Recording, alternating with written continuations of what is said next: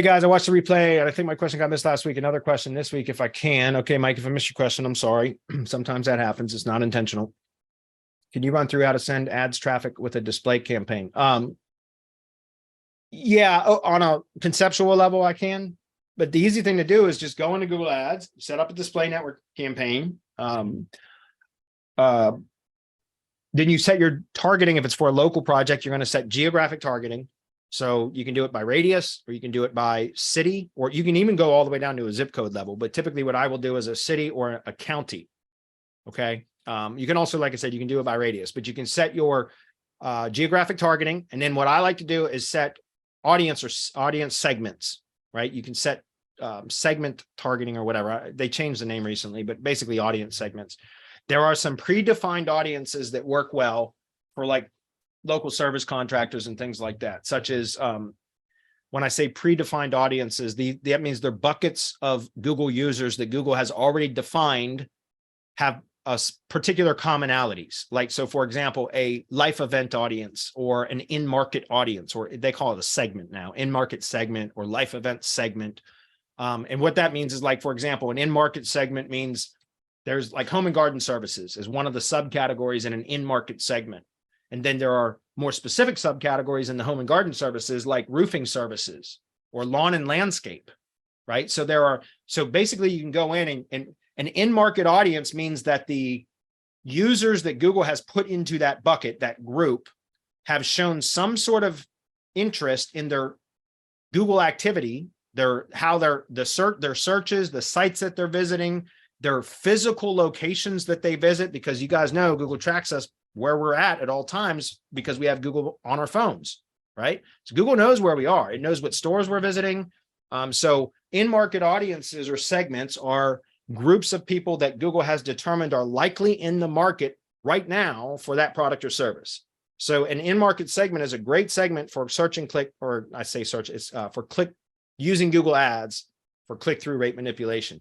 And by the way, I call that click-through rate manipulation, but aren't you buying real traffic? So it's not really manipulation. You're buying real Google user traffic within a specific geographic targeting area that are in defined audiences where you set that definition, the parameters. Again, you can use predefined segments like life event segments, which would be like divorce, moving, retirement, going to college, there's graduation. There's a number of life event audiences, or getting married. Those are life event segments. There's in-market segments. Those are two really good ones to use. But then you can also define custom segments, and custom segments can be defined a number of ways. One of the ways you can do it is take search queries that your target prospect would likely be searching for and plug them into a custom keyword segment builder.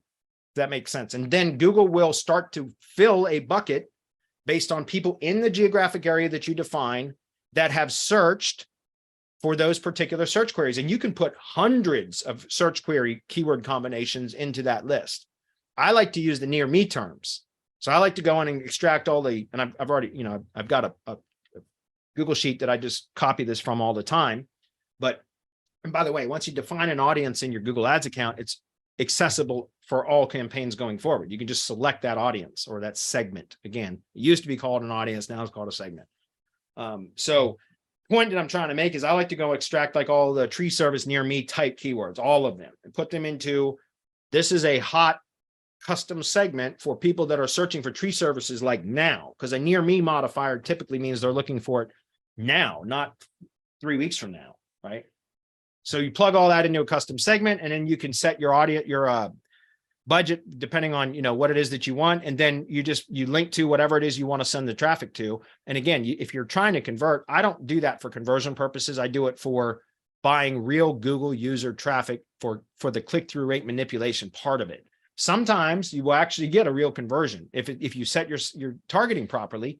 Remember, you're buying real traffic from real Google users that are, if you set your segmenting up properly, they're supposed to be interested in what it is that you're sending them, the traffic that you're sending them, whatever you're sending them to. So sometimes you will get a conversion, but I don't do it for that reason.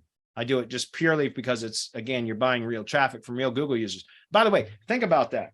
If you have clearly defined a geographic targeting area, and you've clearly defined a segment, an audience, whatever you want to call it, that is relevant to what they're going to be clicking to, right? isn't that click weighted more by Google than some fake spam bot click? Think about it. Of course it's weighted more. Of course it is.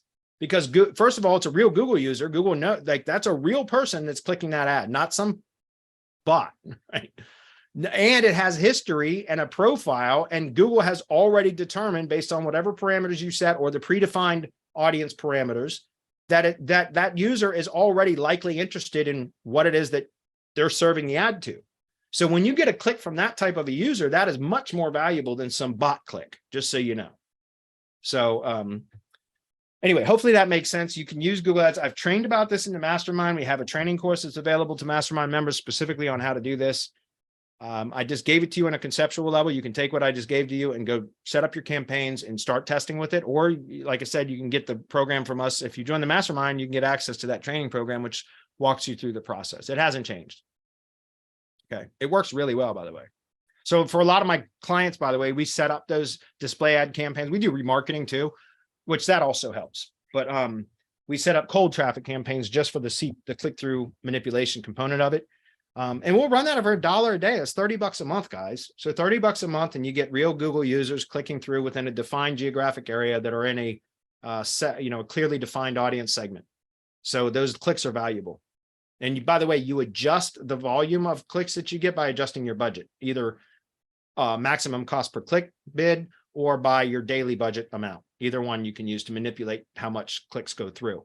But one other thing is, guys, I talk about this with CT spam or click-through rate manipulation bots and apps, how people overdo it all the time because they want to hammer away on keywords, because that's search and click. That's different, right?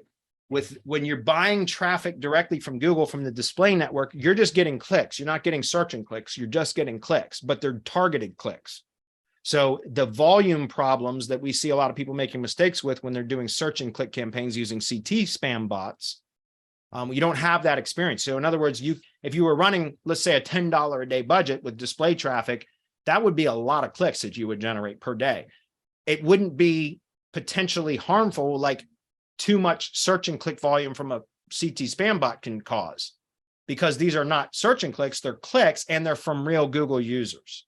That makes sense. So increasing volume on that side of things is not harmful, where it can be with search CTR stuff if you overdo it. Does that make sense? Anyway, hopefully that's clear, guys.